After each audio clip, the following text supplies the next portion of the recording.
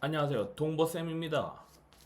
지난 시간까지 KNN으로 타이머 분류 인공지능을 만들었고, 오늘 이 시간에는 좀 딥러닝으로 만들어 보도록 하겠습니다. 저번에도 말씀드렸지만 이제 여러 가지 알고리즘으로 서로 다른 인공지능을 만들어 봐야 더 좋은 인공지능을 만들 수가 있습니다. 데이터에 따라서 좀 맞는 알고리즘이 있어요. 그래서 여러 가지 알고리즘을 한번 파악하는 게, 비교하는 게 중요하고요. 그래서 이번엔 딥러닝을 한번 해보도록 하겠습니다. 좀 반복해서 말씀드리지만 이게 시즌 2예요. 시즌 2. 시즌 1에 전복 손살 무게 예측이 딥러닝이 이미 나왔습니다. 딥러닝이 이번이 세 번째거든요. 그래서 중복되는 거는 좀 제거하고 설명을 하도록 하겠습니다.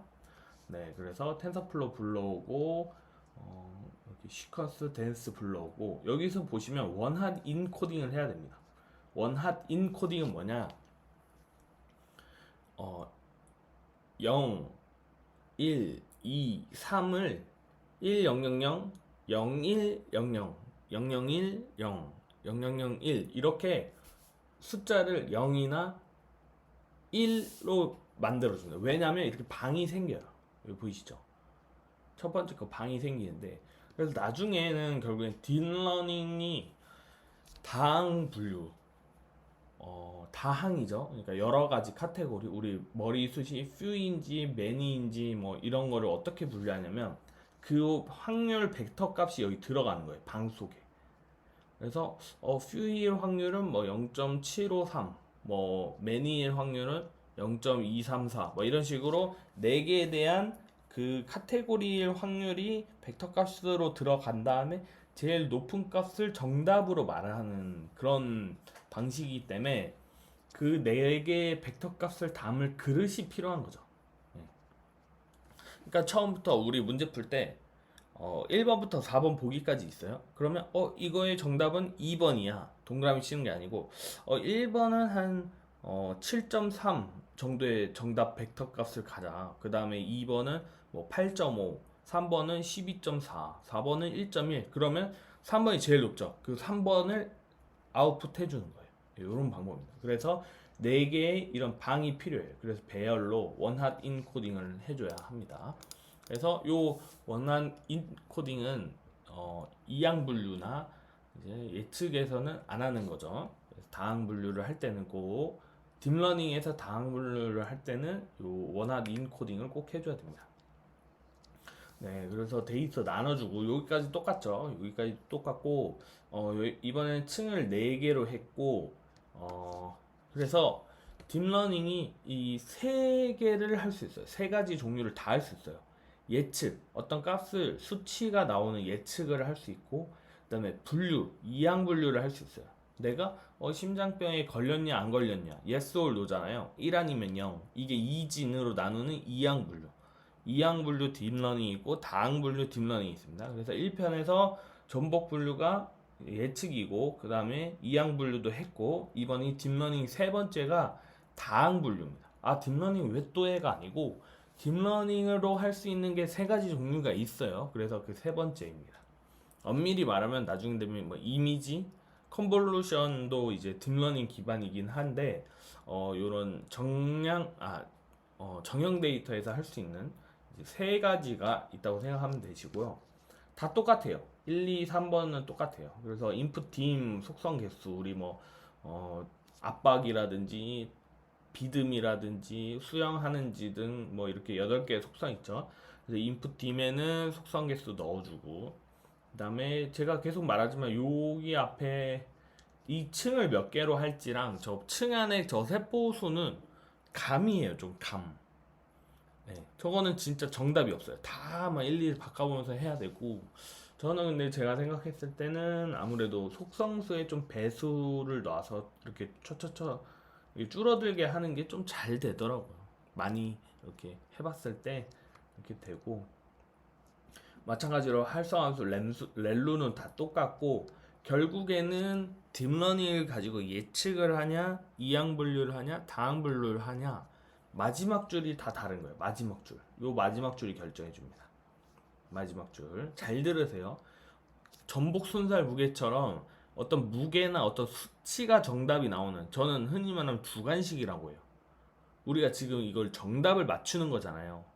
탈모가 어떻게 될지, 전복 순살 무게가 어떻게 될지, 심장병이 발견이 될지 안 발견될지, 이거 정답을 맞추는 거잖아요. 근데 수치가 나오는 정답은 뭐예요? 주관식이에요. 주관식 예측일 때는 내가 딥러닝을 예측으로 쓰겠다.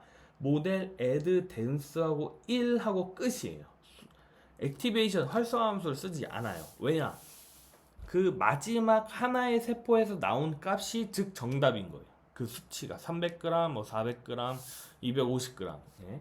그 다음에 이진 분류는 모델 애드 댄스하고 1 해서 이 값이 나오잖아요. 이 값이 어떤 기준을 두고 그 전이냐 후냐, yes or no를 나누는 거라서 액티베이션 시그모이드입니다. 시그모이드. 예측은 1하고 끝. 활성함수 안 쓰고. 이진 분류는, 이항 분류는 1하고 액티베이션 시그모이드. 그 다음에 다항 분류 딥러닝은 여기가 n개가 들어갑니다. 답이 n개가 들어가. 우린 few, many 뭐 이렇게 하면서 이렇게 4개죠. 답이 4개죠. 4가 들어가고 액티베이션 소프트맥스. 소프트맥스는 아까 말씀드렸던 그 방의 벡터 값을 다 이렇게 하나씩 놔줍니다. 그래서 이렇게 딥러닝을 한번 해봤습니다. 마지막 저 그렇게 마지막이 다항인지 이항인지 아니면 예측인지를 결정해준다라는 것을 알았으면 좋겠습니다. 그래서 이제 F 좀 다른 거는 다항 분류일 때는 로스 오차를 카테고리컬 크로스 엔트로피로 합니다. 그래서 이항 분류일 때는 바이너리 크로스 엔트로피를 쓰죠. 근데 이제 다항일 때는 카테고리컬 크로스 엔트로피를 쓰고요. 네, 그 다음에 뭐 나머지는 다 똑같습니다. 그래서 150번 학습하니까 오차가 0.1 정도, 정확도가 94%, 94.15%. 되게 높죠. 그래서 KNN보다 괜찮다. 그래서 테스트를 넣었을 때 95%의 확률로 요 탈모 예측을 하는 인공지능을 만들어 봤습니다. 네. 그래서 좀 간단하게 딥러닝도 벌써 3번째 시간입니다. 딥러닝 3번째 시간을 가져봤고 이어서 뭐 말씀드리고 싶은 거는 일단 실습은 여기까지 끝났어요. 오늘 시간은. 근데 선생님이 요 영상을 만들면서 좀 많이 들었으면 하는 이제 타겟이 있을 거 아니에요.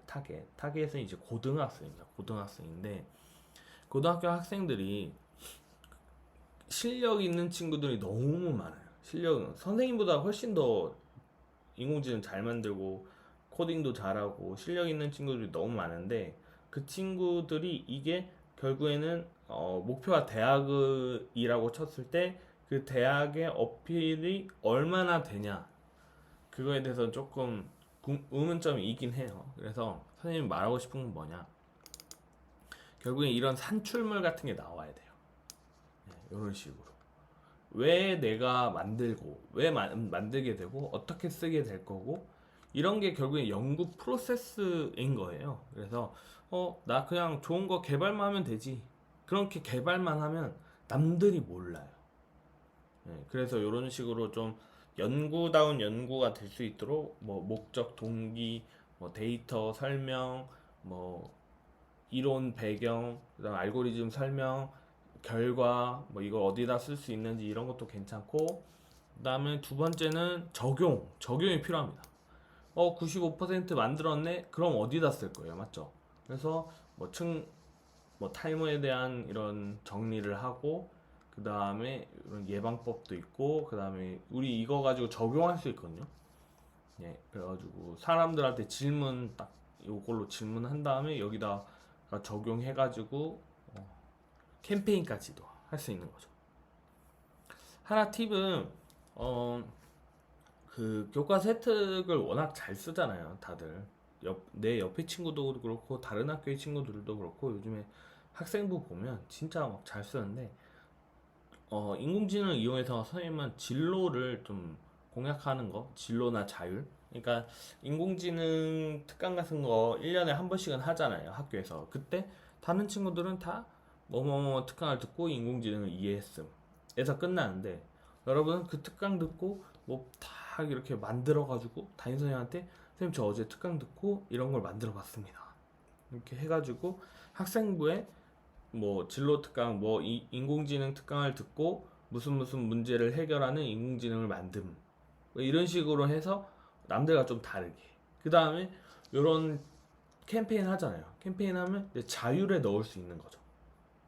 학급 뭐 인공지능 팀을 만들어서 아침 시간을 이용하여 비유전적 탈모에 대한 예방을 위한 캠페인을 진행함. 그래서 무슨 인공지능을 만들었고 뭐 해서 학생들한테 뭐 95%의 정확도로 탈모를 예측하고 예방법을 알려줬음 이런 식으로 해서 인공지능은 진짜 모든 교과목에서 쓸 수 있고 모든 생기부 학생부의 모든 곳에 넣을 수 있거든요. 네. 이런 식으로 넣어서 그러니까 주변에서 항상 말하는 말이 이제 국수사가요. 이제 내신이 중요하지 않냐라는 말도 많이 하지만 이런 식으로 약간 정성평가 그러니까 수시가 50% 이상이잖아요. 그리고 아무래도 수시에서도 그런 내신이 중요하지만 그래도 1등급 내 성적에서 좀 플러스 알파를 이제 뒤집을 수 있는 거는 이런 것들에서 가능하다고 보거든요. 선생님도 많은 학생들을 가르쳤지만 인공지능으로 생기부 도배해가지고 진짜 1등급 이상 뒤집은 친구들도 많아요. 그래서 그런 효과를 이 강의를 듣는 학생들이 좀 받았으면 좋겠습니다. 예. 그래서 유일하게 좀 사교육이 안 타고 예. 그리고 여러분의 생각을 현실로 만들 수 있는 이런 인공지능을 가지고 한번 대학에서도 또 긍정적인 그런 결과가 있었으면 좋겠어요. 오늘은 딥러닝도 간단하게 해봤지만 좀 이제 고등학교 학교 생활의 꿀팁까지도 말씀드렸습니다. 여기까지 하겠습니다. 이상 동보쌤이었습니다.